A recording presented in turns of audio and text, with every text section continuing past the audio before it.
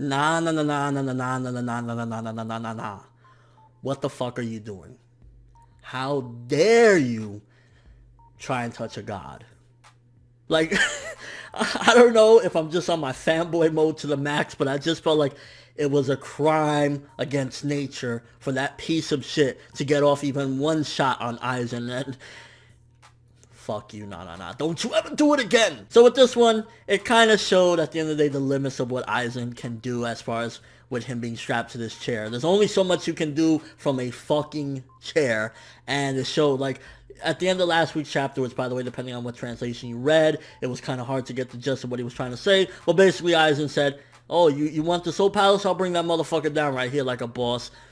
He could do that, but not from this fucking restriction chair. Like, he can't do it from this restriction chair and to show the limits, which at the end of the day, there has to be some sort of limits, because if this chair is supposed to restrict someone and he's doing all these incredible things, then just imagine without the restraint. So you have to have some sort of limit to what the fuck Aizen can do without the goddamn chair, you know, restraining him or whatever, or with the chair restraining him, shall I say. So you gotta look at it like that. Like, yeah, at the end of the day, Aizen probably got a little bit cocky, or maybe he got cocky enough to the point where he thinks that he can just break out of these restraints at any given point, and he wasn't aware of Mayuri's little trick or whatever. But yeah, that was mainly what it was trying to do, is showcase he does have limits from this chair, regardless of how amazing and epic this motherfucker can be. And what I'm guessing is this might be a plot point for the freeing of Aizen, because this limiter, basically, of how Mayuri's controlling everything, controls the amount of restriction he has on the Reiatsu and what he can and can't do or whatever. I wouldn't be surprised if, in order for him to get free, either Mayuri or somebody else lowers the restriction to like the lowest possible, and then Aizen can break free from the restraints and go on his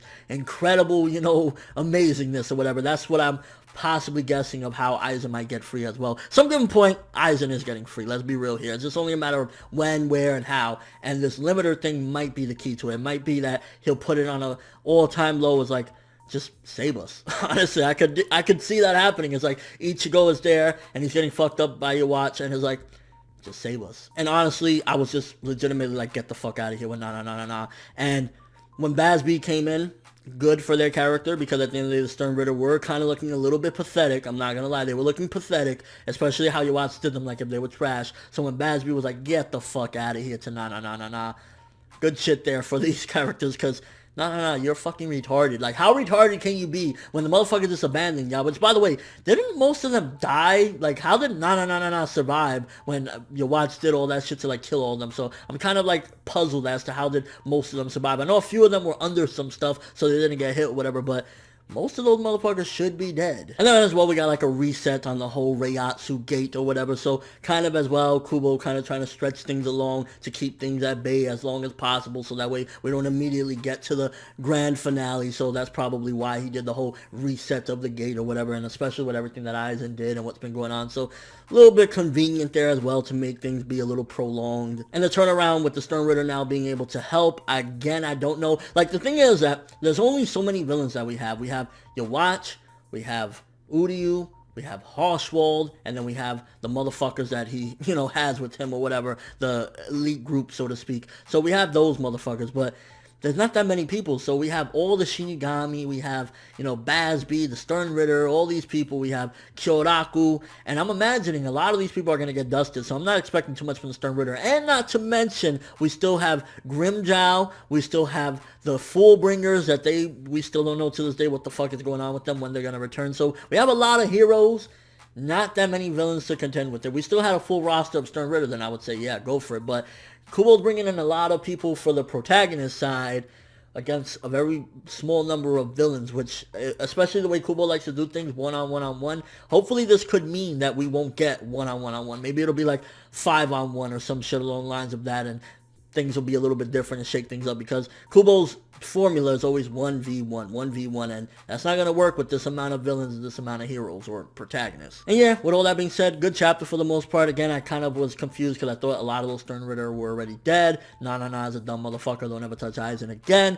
Showcasing the limits of Aizen's abilities within that chair. At the end of the day, he can only do so much, and I think setting up as well for him to get free. Maybe that limiter might be reduced to 0 or whatever. And yeah, we got some more people on the protagonist side. So, well, that being said, yeah, good chapter for the most part. As far as fanboying goes, yet again, Aizen, like, motherfucker took shots straight up and didn't even pass out. And then, like, even this piece of shit, and I gotta call him a monster. It's like, yeah, he is a monster, and you're dead, motherfucker. Goodbye. Let me know what you thought of this chapter, first of all. Do you think that it was a good thing to see that Aizen does have some sort of limits within this chair, that he can't just bring down the Soul Palace from a fucking chair? Also, how do you feel about the remaining Stern Ritter coming back, this time to be on the good side, to take down your watch, because they feel like, you know, they need to get some retribution after what he did to them? And your overall thoughts of the chapter? Good shit. Honestly, I just can't fucking wait to see things go down, because as far as progression goes, we didn't get too much on the progression side. It was just mainly Stern Ritter are butthurt and they want revenge, so they're gonna team up with us, and Aizen can't do too much because of Mayuri's contraption. And your overall thoughts of the chapter, but that's all I have for this review. Thanks for watching. Hope you enjoyed. If you liked anything I had to say or enjoyed the video, drop me a like. I'd greatly appreciate it. And if you haven't subscribed, if you could do so as well, that'd be amazing. I'm ForneverWorld, and as always, people, have an awesome day.